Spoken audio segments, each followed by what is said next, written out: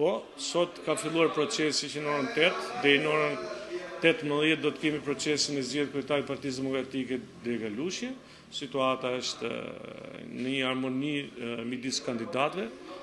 Kjo është një gjë e mirë dhe shumë pozitive, edhe pse ndonjëherë mund të kishte, por mund të lindi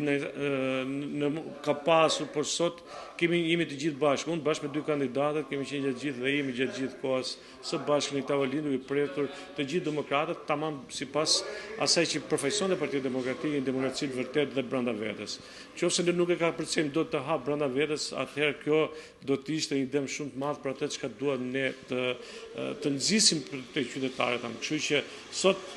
qytetarët lushnjar japin dorën të dy kandidatëve dhe votojnë atë që mendojnë sipas tyre më të mirin.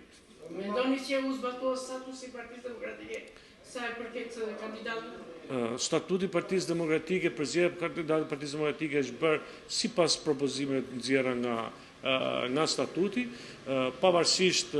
në çdo garë ka gjithmonë një njeri që kërkon të jetë ose disa të tjerë që pretendojnë një kandidat tyre, por kryesisht Partia Demokratike ka sjell dy emra, Julian Meshi dhe Gentian Çelën, kështu që ne do duhet të zbatojmë vendimin e Partisë Demokratike. Juroj më të mirën, juroj të jemi gjithë bashkë edhe mbas kësaj gare, uroj që t'japim dorën njëri tjetrit në fund kësaj gare, duke treguar prapë qytetari dhe demokraci, edhe uroj që gjithë bashkë nesër siç votojmë këtu sot, të jemi për atë çka